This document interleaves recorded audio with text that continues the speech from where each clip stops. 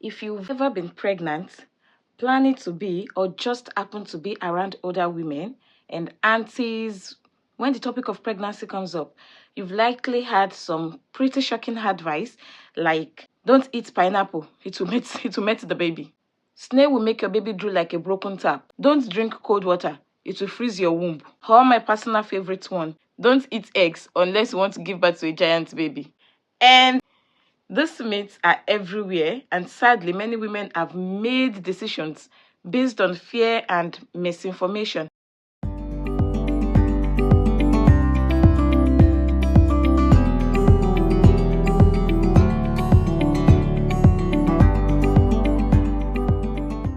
Hi everyone, welcome back to my channel. My name is Esther, and if you're watching my video for the first time, thank you. You're welcome to this amazing community where we talk about everything health, especially women and children's health.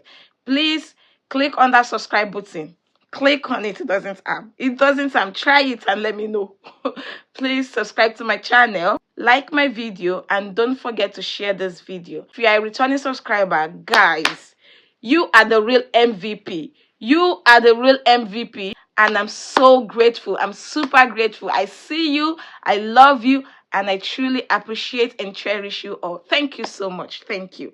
So in today's video, we want to debunk this myth one by one using science, experience, and a bit of common sense.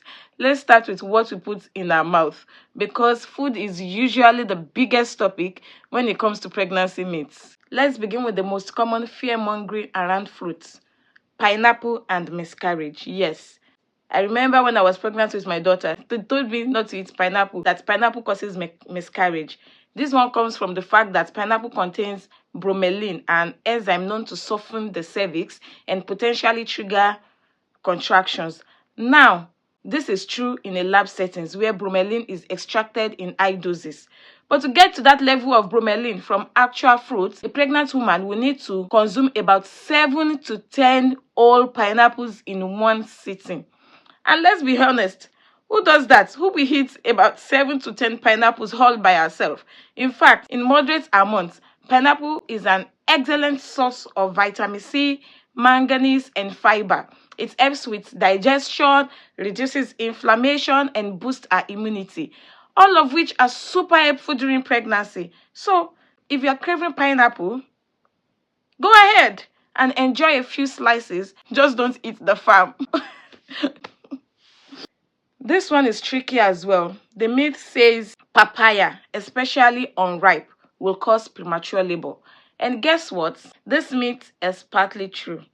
Unripe or semi-ripe papaya contains latex, which may cause uterine contractions and could be harmful in early pregnancy, especially for women with a history of miscarriage or a weak cervix. But ripe papaya, soft, orange, sweet kind, is actually quite safe and beneficial. It's rich in vitamin A, vitamin C, and digestive enzymes. So again, it's not the fruit, it's the ripeness that matters. Ripe papaya, yes. Green purple, avoid. Let's go to the third one. This one is a classic African myth. Yes, if you ask me.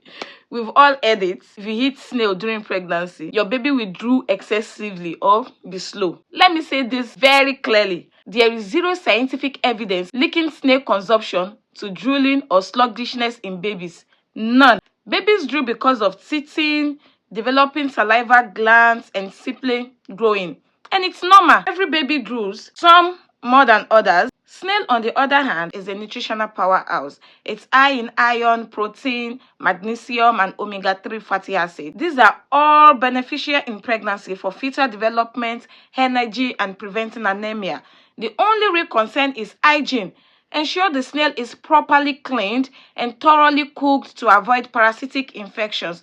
But drooling, that one is a myth wrapped in fear. Here is another one we hear a lot. If you eat eggs, your baby will be too big and delivery will be difficult. Again, false. False. Eggs are a superfood during pregnancy. They contain choline, which is essential for brain development, and high-quality protein. Unless you have a gestational diabetes or a condition that causes large babies, eating eggs will not make your baby oversized. What can cause a big baby includes genetics, uncontrolled blood sugar, excessive junk food, or sugary drinks, not eggs. Please enjoy your boiled eggs in peace. Zobo is a fan favorite. It's refreshing, tasty, and pregnant women are warned to avoid Zobo. It will make you bleed or miscarry. Is there truth in this? Yes and no. Zobo, which is hibiscus, has been studied and found to have estrogenic properties, meaning it can slightly influence hormone levels. In large amounts, it may trigger uterine activity, especially in the first trimester.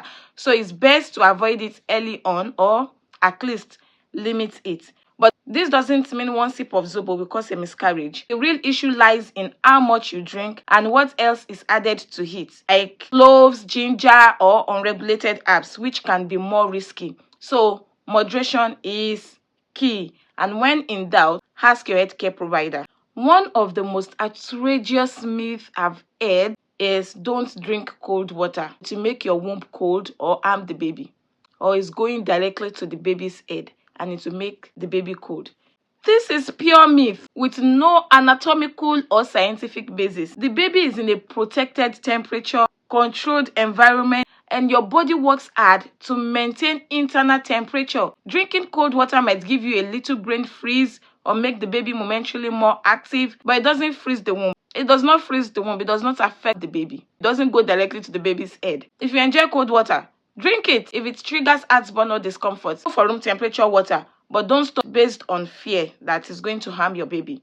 Next one is sensitive. Many communities believe in giving pregnant women herbal mixtures to strengthen their womb or prevent spiritual attack. While some herbs are genuinely helpful, others can be toxic, unregulated, or cause preterm labor or liver damage. The issue isn't herbs, it's the lack of dosage control, combination with other unknown substances, and absence of medical supervision. Always speak with a qualified doctor or midwife before taking any herbal remedy during pregnancy, no matter who recommends it. Many couples fear intimacy during pregnancy due to the myth that sex will harm the baby or cause miscarriage. Truth is, for a healthy pregnancy, sex is completely safe and sometimes even beneficial.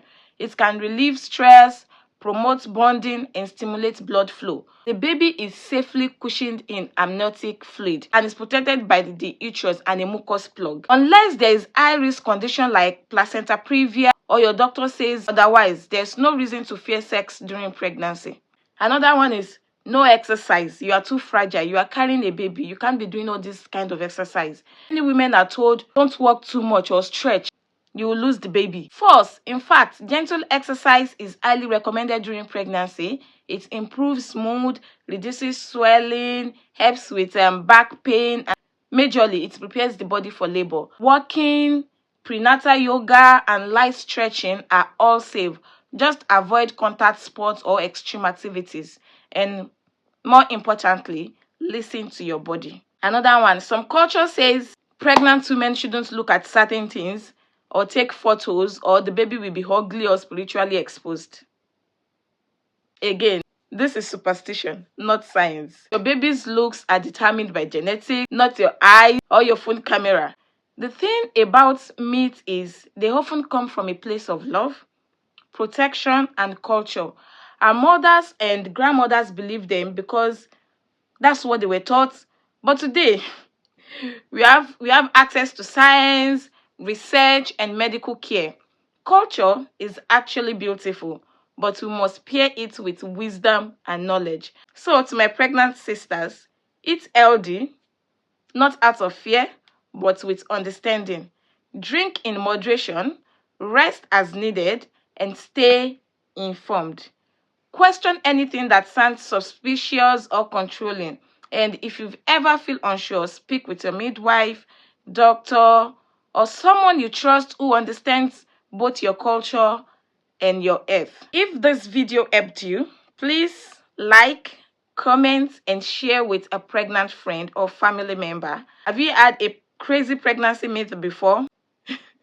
Drop it in the comments. I might make a part 2. Don't forget to follow me on Instagram, Facebook, TikTok, and YouTube, especially my YouTube. Please don't forget to subscribe for more deep conversations about women's health, everything health, fertility, and African woman's experience. Thanks for watching, and remember, you deserve truth, not fear. Stay healthy, mama.